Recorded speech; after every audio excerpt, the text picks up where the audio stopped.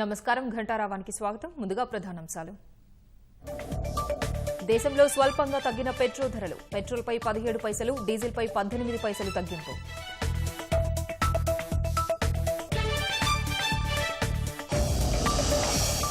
Paralympics బ్యాడ్మింటన్లో భారత్కు 2 పతకాలు. కృష్ణకు స్వర్ణం, సుహాసి యతిరాజ్కు రజతం.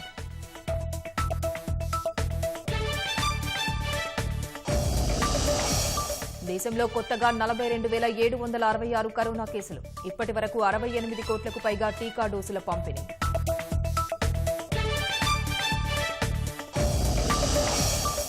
నరకానికి మార్గాలుగా కృష్ణా జిల్లా రహదారులు. ప్రయాణం అంటేనే బెంబేలెత్తుతున్న ప్రజలు.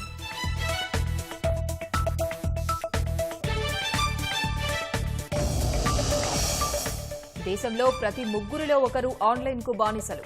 నార్జన్ సర్వేలో వెల్లడైన ఆసక్తికర విషయాలు.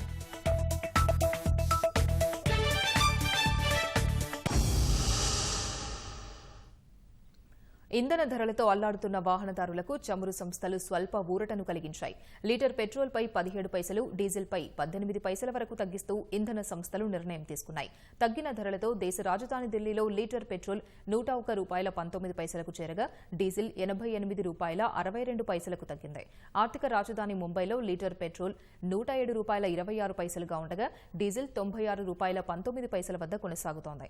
హైదరాబాద్లో లీటర్ పెట్రోల్ ₹105.23 పలుకుతుండగా డీజిల్ ₹96.66 తగ్గింది. విజయవాడ నగరంలో లీటర్ పెట్రోల్ ₹107.52, డీజిల్ ధర ₹98.48 ఉంది.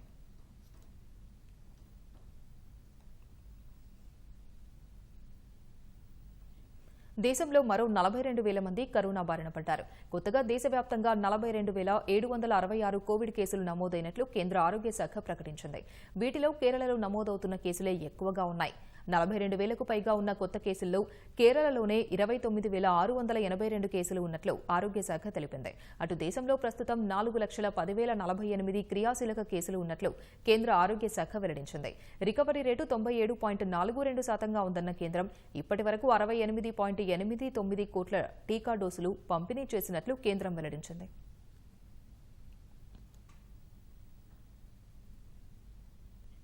ప్రధాని నరేంద్ర మోదీ ప్రజాసేవలోకి వచ్చి 2 దశాబ్దాలు పూర్తయిన సందర్భంగా దేశవ్యాప్తంగా సేవా కార్యక్రమాలు నిర్వహించేందుకు భారతీయ జనతా పార్టీ సిద్దమైంది.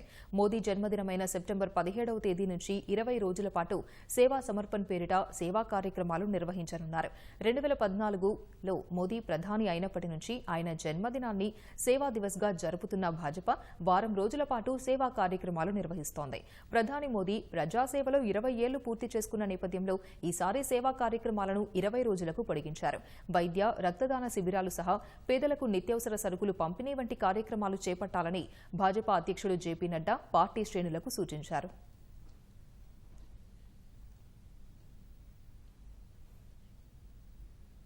ఉపాధ్యాయ దినోత్సవం సందర్భంగా హైదరాబాద్లో నిర్వహిస్తున్న కార్యక్రమంలో ఉపరాష్ట్రపతి వెంకయ్యనాయుడు మాట్లాడుతున్నారు. ప్రత్యక్ష ప్రసారం ద్వారా చూద్దాం.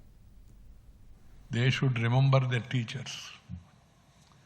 The best tribute we can pay to our teachers is to follow the advices that were given and pursue the guidance they have given to us. Today also is the birthday of Dr. Sarvepalli Radhakrishnan, a great teacher, first Vice President and Chairman of Rajya Sabha, a statesman, a great philosopher. We are celebrating his birth anniversary also. And we quite fittingly call it as a Teacher's Day every year. I would like to extend my best wishes to all the teachers across the country on this occasion. My dear brothers and sisters, you are all in a noble profession. You have taken this and you have to take this as a mission and should not give any remission or do any omission, and do this profession with passion for the sake of the nation. That is my advice to all of you.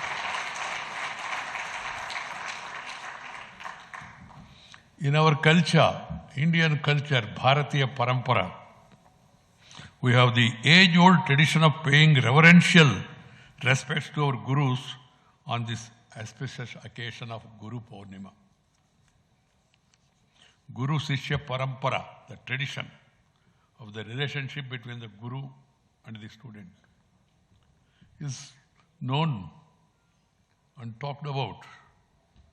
The guru is someone who shows the virtuous path, shape character, brings about enlightenment and awakening, preserve culture, and transform our future.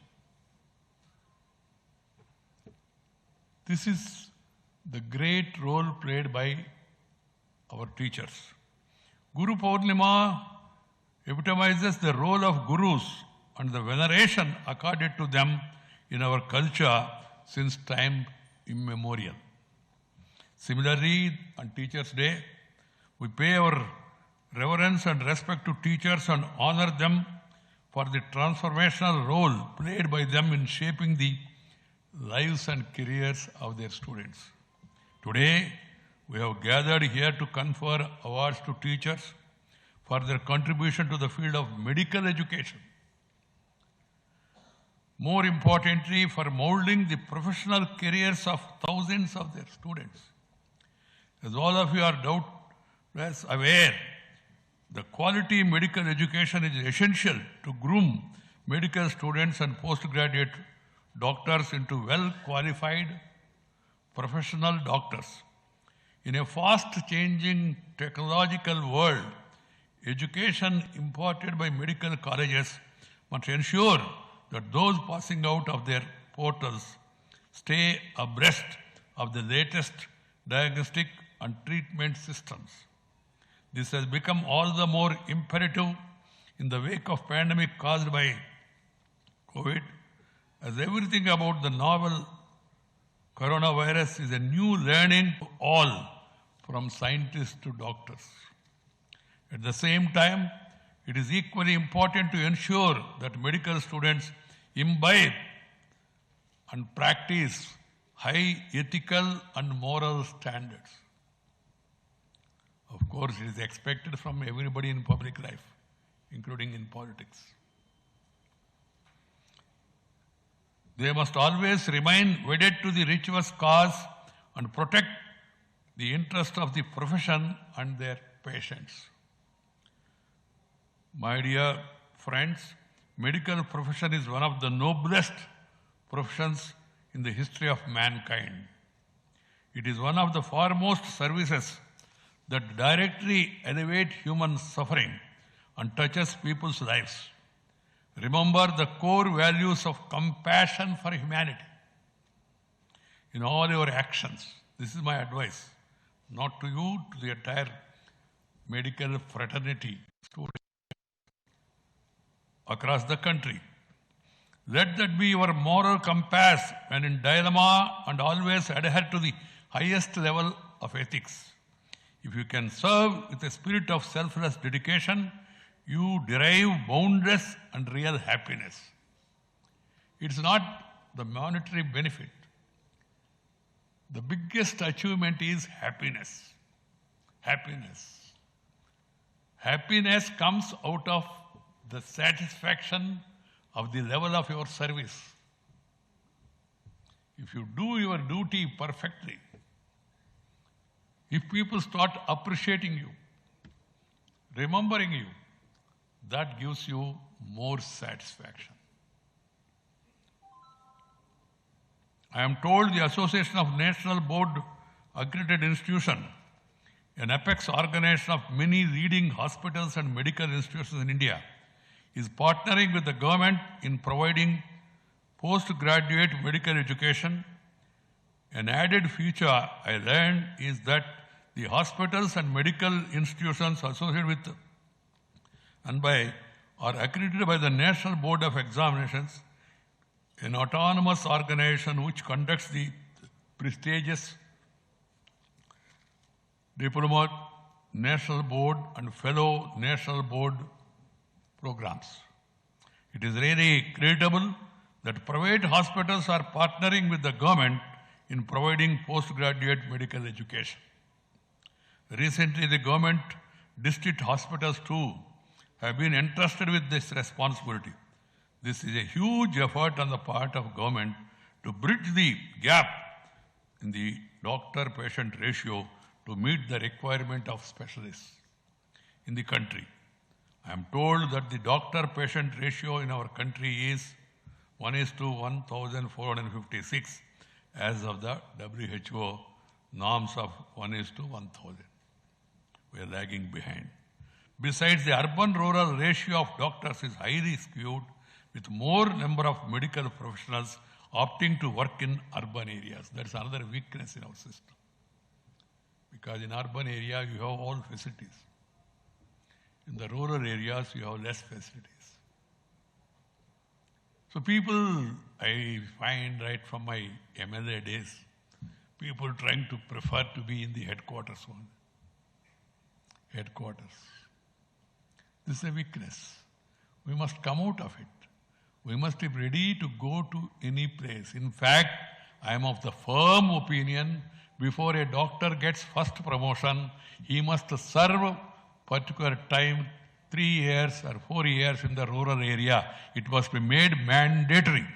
I know that it will not be liked by many, but I feel that is the need, because in this country we have still 60% of the people depending on agriculture. Agriculture is our basic culture. And then agriculture, you are nowhere. See, in this COVID, one sector which is unorganized, which has done extremely well in spite of all these adversities, is the agriculture sector. 6.3% growth, the only sector. Leave the pharma. That became pharma because it is needed by everybody. Agriculture. That's thanks to our farmers. So we who are in the medical profession, we must serve part of our service to the rural people, to the uneducated, to the poor people, to the unorganized people. That should also be part of our mission. The need of the hour is to increase the number of medical colleges, and in this context, I am happy that the Prime Minister one day told in the cabinet, and I was there as a minister, that the government ultimately intend to set up one medical college in every district. It should be done, and it is a process, but it should be done very on a fast pace, because people need more doctors. Bharat Ratna doctor Sarvepalli Radhakrishnan జయంతిని పురస్కరించుకుని ఉపాధ్యాయులందరికీ ముఖ్యమంత్రి Jagan teachers day శుభాకాంక్షలు తెలిపారు. చదువే తరగని ఆస్తి అని, గురువే రూపశిల్పి అని ముఖ్యమంత్రి ట్వీట్ చేశారు. విద్యార్థులను ఉత్తమ పౌరులుగా తీర్చిదిద్దుతున్న గురువులకు శిరస్సు వంచి నమస్కరిస్తున్నట్లు సీఎం తెలిపారు.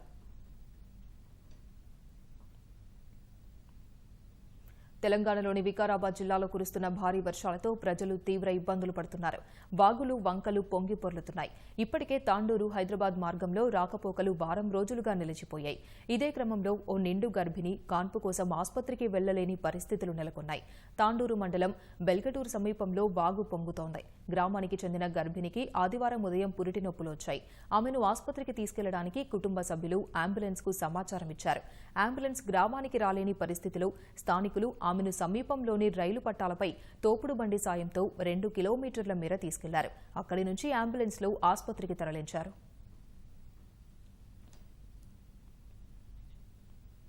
ప్రఖ్యాత సైబర్ సెక్యూరిటీ సంస్థ నార్జన్ పలు దేశాల్లో జరిపిన ఆన్లైన్ సర్వేలో పలు ఆసక్తికర విషయాలు వెల్లడయ్యాయి. భారత్లో ప్రతి 3 ఒకరు ఆన్లైన్ వ్యసనానికి బానిసైనట్లు తేల్చిన సర్వే గతంతో పోలిస్తే అదనంగా 4 గంటల పాటు ఆన్లైన్లో గడుపుతున్న వారి సంఖ్య 82% ఉందని తెలిపింది. దేశంలో కరోనా వ్యాప్తి ప్రారంభమయ్యాక డిజిటల్ చదువులు, వర్క్ ఫ్రం హోం, వర్చువల్ మీటింగ్లతో స్క్రీన్ టైం విపరీతంగా పెరిగినట్లు సర్వే పేర్కొంది. ఇంకా ఆన్లైన్ ద్వారానే తరగతులకు హాజరవుతున్న పిల్లలు ఎలాంటి జాగ్రత్తలు తీసుకోవాలి, ఆన్లైన్ తరగతులపై ఏ మేరకు పర్యవేక్షణ చేపట్టాలనే విషయాలపై ప్రముఖ సైకాలజిస్ట్ వీరేందర్ ఈటీవీతో పంచుకున్నారు. కోవిడ్ మహమ్మారి నేపథ్యంలో విపరీతంగా స్క్రీన్ టైం పెరగడంతో పిల్లలు యువకుల్లో ఇది ఎటువంటి అడ్వర్స్ ఎఫెక్ట్స్ కలగజేస్తుంది అనే విషయాలను మనతో పంచుకునేందుకు ప్రముఖ సైకాలజిస్ట్ వీరేందర్ గారు ప్రస్తుతం మనతో ఉన్నారు. వీరేందర్ గారు, ప్రస్తుతం మనం చూస్తున్నాం ఈ రోజుల్లో చదువులు ఆన్లైన్ అయిపోయి, వర్క్ కూడా వర్క్ ఫ్రమ్ హోమ్ అయిపోయింది, మీటింగ్స్ కూడా వర్చువల్గా జరుగుతున్నాయి. దీనివల్ల విపరీతంగా స్క్రీన్ టైం అనేది పెరిగిపోయింది. ఇంతకుముందుతో పోలిస్తే ప్రతి 4 గంటలు అదనంగా మేము ఆన్లైన్ ప్లాట్ఫామ్లోనే గడుపుతున్నామని చెప్పేసి ఒక సర్వే తెలిపింది. సో ఈ విధంగా ఎక్కువగా ఆన్లైన్ ప్లాట్ఫామ్లో ఎక్కువగా స్క్రీన్ టైం మనం చేయడం వల్ల ఎటువంటి దుష్ప్రభావాలు పిల్లలు యువకుల మీద కలుగుతాయి? అంటే ఈ స్క్రీన్ కి సంబంధించి 2016లో ఒక రీసెర్చ్ జరిగింది. ఏంటంటే అమెరికాలో స్కూల్లో ఉన్న ఒక పర్టికులర్ క్లాస్లో టీనేజ్ క్లాస్ పిల్లల్ని 2 గ్రూపులుగా తయారు చేసి ఒక గ్రూప్ కి కంటిన్యూస్ గా రోజు 2-3 గంటల స్క్రీన్ టైం ఇచ్చారు. అంటే టెలివిజన్ చూడడం లేదు గేమ్స్ ఆడడం. ఇంకొక గ్రూప్ కి only 30 to 45 minutes maximum 35 minutes maximum ఇచ్చారు. ఇచ్చి వీళ్ళిద్దరు రెగ్యులర్ గా ఇలా ఒక 6 months ఎక్స్పోజ్ చేసిన తర్వాత వాళ్ళ IQ levels before exposing this and after this చూస్తే మేజర్ గా ఈ స్క్రీన్ టైమ్ 2-3 hours కి ఎవరైతే ఎక్స్పోజ్ అయ్యారో వాళ్ళలో ఒబెసిటీ పెరిగింది, క్రియేటివిటీ తగ్గింది, మెమరైజేషన్ పవర్ తగ్గింది and ability to be spontaneous activity కూడా వాళ్ళకి తగ్గింది. వాళ్ళు ఏమి ప్రజెంట్ చేశారంటే రీసెర్చ్ పేపర్ లో మీరు ఎవరైనా సరే 45 minutes లోపు గనక స్క్రీన్ కి ఎక్స్పోజ్ అయ్యి ఉంటే గనక వాళ్ళకి ఏ రకమైన ఇబ్బందులు ఉండవు, అది మానసికంగా కానీ శారీరకంగా కానీ 40 minutes దాటి 1-2 hours గనక ఎక్స్పోజ్ అయ్యి ఉంటే గనక వాళ్ళలో ఫిజియలాజికల్ చేంజెస్ చాలా వస్తున్నాయి. అలాగే సైకలాజికల్ గా తర్వాత ఈ మెంటల్ స్కిల్స్ కూడా చాలా తగ్గిపోయినాయి అనేది రీసెర్చ్ చెప్తుంది. కోవిడ్ నేపథ్యంలో మీరు అన్నట్లు ఈ 45 minutes ఆఫ్ టైం కన్నా ఎక్కువ ఆన్లైన్ లో గడపాల్సి వస్తుంది. ఆ దుష్ప్రభావాల నుంచి మనం కాపాడుకునేందుకు ఏ విధంగా ఫ్రూట్ఫుల్ గా ఈ టైం ను వినియోగించుకోవాలంటే ముందు మనం ఈ కళాశాల స్కూల్ యాజమాన్యాలందరికీ చెప్పాల్సింది ఏంటంటే ఎవ్రీ 1 hour కి అంటే ఒక 45 minutes కనుక లెసన్ ఉంటే 1 hour కనుక లెసన్ ఉంటే గ్యారంటీగా అంతే టైం వాళ్ళకు రిలాక్సేషన్ టైం ఇవ్వాలి. తల్లిదండ్రులు యాజమాన్యాల మీద ఒత్తిడి తేవాలి. ఏంటంటే 1 గంట ఆన్లైన్ క్లాస్ జరిగితే తప్పకుండా గంట సేపు రిలాక్సేషన్ ఇవ్వాలి మధ్య టైము, తర్వాత మళ్ళీ 1 గంట చేయండి, మళ్ళీ తర్వాత 1 గంట రిలాక్సేషన్ ఇవ్వండి. అట్లా ఇస్తూ పోతూ ఉంటేనే పిల్లలకి శారీరకంగాని మానసికంగాని ఎలాంటి ఇబ్బందులు ఉండకుండా వాళ్ళు యాక్టివ్ గా ఉండడానికి ఎక్కువ అవకాశం ఉంటుంది. చాలా మంది ఇళ్లలో కూడా పెద్దవాళ్ళు కూడా మొబైల్ కి వాట్సాప్ కి గేమ్స్ అలవాటు అయిపోయి ఉన్నారు. ముందు పెద్దవాళ్ళు అర్థం చేసుకోవాలి ఏంటంటే స్క్రీన్ టైం తో ఎక్కువ ఉండడం వలన maybe you are going away from the loneliness, maybe you are becoming more creative, maybe you are thinking that you are engaged win that. కానీ ఇదే ఆలోచనని పిల్లలు కూడా కాపీ చేస్తారు. తల్లిదండ్రులు చూసి పిల్లలకు కాపీ చేసి పిల్లలకి ఆ సజెషన్స్ ఇస్తే పిల్లలు దాన్ని ఇంటి పరిస్థితిలో పాటించారు. కాబట్టి మీకున్న రిలాక్సేషన్ టైం లోపల మొబైల్ ఫోన్ కు దూరంగా ఉండి పిల్లలతో ఏదైనా యాక్టివిటీని మనం చేయగలుగుతామా, లేదు దగ్గరలో ఉన్న పార్క్ గానీ గ్రౌండ్ గానీ వెళ్ళి పిల్లలతో ఫిజికల్ యాక్టివిటీ ఏదైనా ఒక గేమ్ ను ప్రమోట్ చేసి చూస్తే వాళ్ళు శారీరకంగా తర్వాత మానసికంగా ఉల్లాసంగా ఉండడానికి ఎక్కువ అవకాశం ఉంటుంది. ఆన్లైన్ క్లాసెస్ నేపథ్యంలో ఫోన్లు ట్యాబ్స్ పిల్లలకి ఇచ్చేసి తల్లిదండ్రులు వాళ్ళ పని వాళ్ళు చూసుకుంటూ ఉన్నారు. తల్లిదండ్రులు పిల్లల్ని ఏ విధంగా సూపర్విజన్ చేయాలంటే ఫస్ట్ తల్లిదండ్రులు నేర్చుకోవాల్సింది ఏంటంటే పిల్లలకు ఆన్లైన్ క్లాసులు అవుతూ ఉంటే తప్పకుండా దాన్ని మానిటర్ చేయాలి. లేదు మీరు ఒక కంప్యూటర్ కానీ లేకుంటే ల్యాప్టాప్ కానీ మీరు మొబైల్ కానీ పిల్లలకి ఇచ్చినప్పుడు దానికి బేబీ సేఫ్టీ లాక్ సిస్టాన్ని మీరు ఖర్చు అయినా సరే మీరు దాన్ని కొని దానిలో వేసుకోవడం నేర్చుకోవడం. బ్రేక్ మధ్యలో రెగ్యులర్ గా మాట్లాడడం అనేది చాలా ఇంపార్టెంట్ చూసుకోవాలి. క్లాస్ అయిపోయిన తర్వాత ఈ రోజు ఏం విన్నావని ఒక జిస్ట్ వాళ్ళతోటి మాట్లాడించాలి. వాళ్ళు ఎక్కువ విన్నదాని మీద అటెన్షన్ పెట్టి తర్వాత నీకు సమాధానాలు ఇవ్వడానికి ఎక్కువ అవకాశం ఉంటుంది. అలా లేని పక్షంలో పిల్లలు చాలా మంది ల్యాప్టాప్ ముందు కూర్చుంటారు, తల్లిదండ్రులు ఎక్కడో ఉంటారు, వాళ్ళు వెంటనే తీసి ఇన్స్టాకి వెళ్ళడమో లేకుంటే ఎఫ్బీలోకి వెళ్ళడమో లేకుంటే ఏదైనా వీడియో గేమ్ ఆడడమో లేకుంటే మొబైల్ గేమ్ ఆడడమో ఏదో ఒకటి చేసి వాళ్ళు క్లాసులు విన్నామో ఇంప్రెషన్ ఇస్తున్నారు తప్ప నిజంగా క్లాసులు వినడానికి ఉన్న వాళ్ళ సంఖ్య చాలా తక్కువగా మారిపోతుంది. ఈ రోజుల్లో చిన్న విషయాలకే మనస్తాపానికి గురై సూసైడ్స్ వరకు వెళ్తున్నారు. ఈ ఆత్మహత్యల నివారణకు ఎటువంటి చర్యలు అవసరం? ఆత్మహత్యల నివారణ వారోత్సవాలు జరుగుతున్న నేపథ్యంలో ఎటువంటి అవగాహన సామాజికంగా అవసరం అంటారు? ముందు సూసైడ్ అనేది డిప్రెషన్ తర్వాత వచ్చేది. అందరు అనుకున్నట్టు అదేదో స్పాట్ ఆఫ్ ద మూమెంట్ తీసుకోవడమో క్షణిక ఆవేశమని మనం చాలా డైలాగ్ మాట్లాడుతూ ఉంటారు. నిజానికి సూసైడ్ చేసుకున్న వాళ్ళు ఎవరు కూడా క్షణిక ఆవేశంతో చేసుకోరు. సూసైడ్ అనేది ఒక ప్లాన్ ప్రకారం జరుగుతూ ఉంటుంది, చాలా రోజుల వరకు జరుగుతూ ఉంటుంది. 1-2 జరిగిన సూసైడ్ అట్లా spot of the moment decision తీసుకోవచ్చు. కానీ సూసైడ్ ఈజ్ ఎ ఇల్నెస్, అంటే సైకలాజికల్ ఇల్ ఉంటారు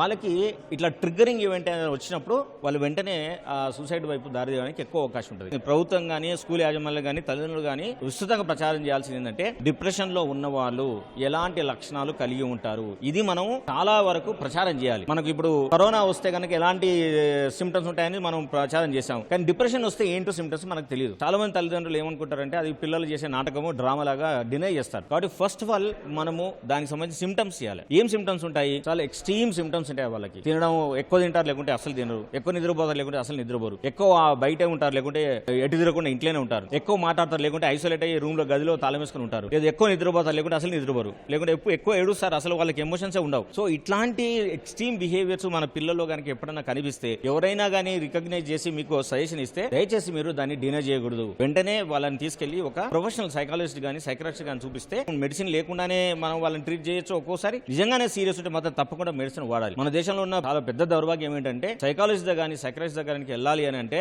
అదో పెద్ద టాబు, అదో పెద్ద నేరం చేసినట్టు, వాళ్ళ జీవితంలోనే అసలే పనికిరాని విధంగా ఉన్నట్టు. డాక్టర్ గురించి తెలియని వాళ్ళు, అసలు సైకాట్రిక్ మెడిసిన్ గురించి తెలియని వాళ్ళు, సైకాలజిస్ట్ సంగతి ఏందో తెలియని వాళ్ళే అన్ని జడ్జిమెంట్లు ఇచ్చేస్తారు. ఒకసారి డాక్టర్ పోతే జీవితాంతం మెడిసిన్ వాడాలి, మెడిసిన్ వాడడం మొదలు పెడితే మొత్తం జీవితం అంతా నిరర్థకం అయిపోతుంది. అవన్నీ కూడా అన్సైంటిఫిక్ ప్రెజెంటేషన్స్. కాబట్టి అవి ఏమి పరిగణలోకి తీసుకోకుండా పిల్లలకు కనుక ఇలాంటి ఎక్స్ట్రీమ్ బిహేవియర్స్ ఎప్పుడు కనిపించినా దయచేసి మీరు ప్రొఫెషనల్ సైకాలజిస్ట్ దగ్గర కానీ సైకాలజిస్ట్ కానీ తీసుకెళ్తే తప్పకుండా మన డిప్రెషన్ నయం చేయొచ్చు, వాళ్ళని దానిలోంచి బయటికి తీసుకురావచ్చు. ప్రతి స్కూల్లో మన ఎంట్రన్స్ లోనే పెట్టాలి డిప్రెషన్ లో ఉన్న సిమ్టమ్స్ ఇవి అని. పిల్లలకు కనుక మనం అవేర్నెస్ క్రియేట్ చేస్తే తప్పకుండా మన డిప్రెషన్ మనం కంట్రోల్ చేయొచ్చు, పిల్లలను బతికించుకోవచ్చు. కోవిడ్ నేపథ్యంలో స్క్రీన్ టైం పెరుగుతున్న నేపథ్యంలో ఫ్రూట్ఫుల్గా టైంని సద్వినియోగం చేసుకోవడం ఎంతైనా అవసరమని, ఒకవేళ విపరీతమైన స్క్రీన్ టైం ఫిజికల్ యాక్టివిటీ తగ్గడం వల్ల డిప్రెషన్ వంటి మానసిక సమస్యలు వచ్చినప్పుడు వాటిని గుర్తించి కౌన్సిలింగ్ తప్పనిసరిగా ఇవ్వాల్సి ఉంటుందని చెప్పి ప్రముఖ సైకాలజిస్ట్ వీరేంద్ర గారు అంటున్నారు. కెమెరామెన్ రమణమేష్తో ప్రవీణ్ కుమార్, ఈటీవీ న్యూస్, హైదరాబాద్. కృష్ణా జిల్లా రాష్ట్ర పరిపాలనా కేంద్రమే కాదు, రాష్ట్రానికి మధ్యలో ఉండే జిల్లా. అన్ని ప్రాంతాల నుంచి నిత్యం వేల మంది ప్రయాణిస్తుంటారు. వేల వాహనాలు రాకపోకలు సాగిస్తుంటాయి. అంతటి కీలకమైన జిల్లాలో రహదారులు ప్రయాణికులకు నరకం చూపిస్తున్నాయి. వర్షాలకు రోడ్లు మరింతగా ఛిద్రమయ్యాయి. పాడైన రోడ్లలో ప్రయాణం సర్కస్ ఫీట్లను తలపిస్తోంది. విజయవాడ నుంచి గన్నవరం వెళ్లే ప్రధాన రహదారి ఇది. ఈ మార్గంలో కీలకమైన రామవరపాడు రింగ్ కూడలి గుండా నిత్యం వేలాది వాహనాలు రాకపోకలు సాగిస్తుంటాయి. భారీ వాహనాలతో పాటు ప్రముఖులు నిత్యం తిరగాడే ఈ రోడ్లు గోతులు తేలాయి. విజయవాడ నుంచి హైదరాబాద్ వైపు వెళ్లే భారీ వాహనాలు రామవరపాడు నుంచి నున్న మార్గంలోని వంతెన మీదుగా ప్రయాణిస్తాయి. కానీ ఆ వంతెన అక్కడక్కడా సిమెంటు కొట్టుకుపోయి ఊచలు పైకి కనిపిస్తున్నాయి. పాయకాపురం రోడ్డుపైన తారు పెచ్చులు లేచిపోయింది. కండ్రిక వైపు వెళ్లే ప్రధాన మార్గంలో గజానికో గుంత కనిపిస్తోంది.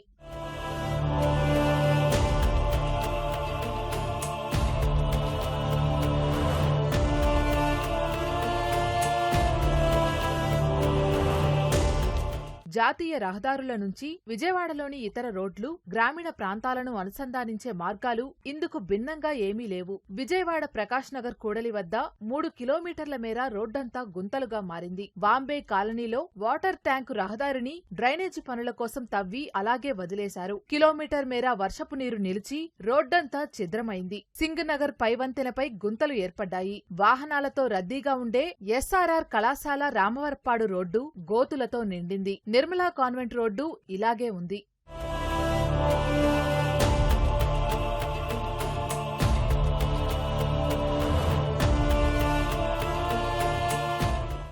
చండాలంగా ఎప్పుడు లేదు, మరి ఎప్పుడుగానే చేస్తారో లేదో తెలియట్లేదు. దీనివల్ల టైర్లు ఇరిగిపోయి కార్లకి రిపేర్లు వచ్చేసి కింద పొడుచుకుని మొత్తం భయంకరమైనటువంటి గుంటలో అధికారులకు ఎవరు చెప్పినా సరే ఎవరు పట్టించుకోవట్లేదు.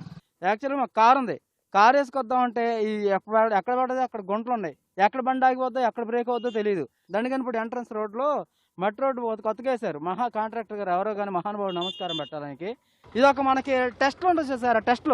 టెస్ట్లో పాస్ అవ్వడం అన్నమాట ఇది. అసలు ఈ రోడ్లు అసలు ఎంత స్లోగా వెళ్ళినా కానీ, కారు ఎంత ఇదిగా చెప్పినా కానీ, ప్రెగ్నెంట్ లేడీస్ కదా, కడుపు అసలు కదిలిపోతుంది. ఇంత లోతులా మరీను. బండి మీద వెళ్తుంటే ఇబ్బంది పడుతున్నాం అని ఇక కారు కట్టించుకునే డబ్బులకి ఇక కారులో తీసుకెళ్తున్నాం. అయినా కూడా ఇబ్బంది, ఎక్కడ గోతులు ఉన్నాయో తెలియట్లేదు. కారు ఆయన కూడా ఎంత నెమ్మదికి వెళ్ళినా ఈ రోడ్డు అంత అధ్వానంగా ఉందంటే చెప్పలేని పరిస్థితిలో అధ్వానంగా ఉంది. కృష్ణా జిల్లాలోని ఇతర పట్టణ, గ్రామీణ రోడ్ల పరిస్థితి ఇంకా అధ్వానంగా ఉంది. విజయవాడ నుంచి నూజివీడు వెళ్లే రహదారి నున్న దాటిన తర్వాత పూర్తిగా పాడైపోయింది. మలుపుల్లో రహదారి కుంగి తరచూ ప్రమాదాలు జరుగుతున్నాయి. ఈ రహదారులపైకి వచ్చి తిరిగి ఇంటికి వెళ్లగలమా అనే పరిస్థితి ఉందని ప్రజలు ఆవేదన వ్యక్తం చేస్తున్నారు. మా అవనిగడ్డ నియోజకవర్గంలో ఉన్నటువంటి 6 మండలాల్లోని రోడ్ల పరిస్థితి దారుణంగా ఉంది. 2 వీలర్స్ మీద వెళ్లాలన్నా ఇబ్బందిగా ఉంది. అలాగే ట్రాక్టర్ల ద్వారా వ్యవసాయ కార్యక్రమాలు చేసుకోవడానికి కూడా ప్రజలపై మించిన భారం పడుతుంది. ఇప్పుడు మనం నుంచున్న రోడ్డు అవనిగడ్డ పంచాయతీ పరిధిలో ప్రధానంగా 2వ రోడ్డు ఇది. బండి కానీ కారు కానీ దిగితే మళ్ళా ఎక్కుద్దో ఎక్కదో అనే పరిస్థితులు రోడ్లో ఏర్పడి అని చెప్పానంటే మరి చూడండి అందరికి కూడా దాన్ని తెలియజేస్తున్నాం. విజయవాడకి మాకు 10 కిలోమీటర్ల దూరంలో ఉంది. వెళ్ళాలంటే 2 గంటలు పడుతుంది. అంతా కోతులమయం అయిపోయింది. అంబులెన్స్ వెళ్ళాలంటే అంబులెన్స్ లో చచ్చిపోయేటట్టున్నాడు మనిషి. 2 సంవత్సరాలన్నర అవుతుంది ప్రభుత్వం వచ్చి, గుప్పుడు మట్టే లేదు. ఇవాళ కనీసం 108 వెళ్ళాలన్నా 104 వెళ్ళాలన్నా కాడ ఏం జరిగిద్దా కాడ అంత ప్రమాదంగా ఉంది. మైలవరం మండలం గణపవరం రహదారులపై ప్రయాణం చేయాలంటే ప్రాణాలు అరచేతిలో పెట్టుకుని వాహనాన్ని నడపాల్సిన పరిస్థితి ఉందని డ్రైవర్లు వాపోతున్నారు. మరమ్మతులే మానేశారని చెప్తున్నారు. అవనిగడ్డ, గుడివాడ, కైకలూరు నియోజకవర్గాల్లోని మెజారిటీ రోడ్లు కంకర తేలి ప్రయాణ సంకటంగా మారాయి. 40 సంవత్సరాల బట్టి ఆటో తోలుతున్నాను. అసలు ఇంత దారుణంగా ఎప్పుడు రోడ్లు చూడలేదండి. మేము నడాలు ఇరిగిపోతున్నాయి బాబా అంటున్నారు పై నాయకులు. బళ్ళు మరి మేమేం చేయమండి, గోతులో నుంచి వెళ్తున్నామండి, తప్పదని చెప్తాను. మొన్న కాడ నుంచి గణపారం ఆట రోడ్ వరకు ఇదే గతుకు. యాక్సిడెంట్లు అవుతాయో, బస్సులు లారీలు వాళ్ళ ఇష్టం. 30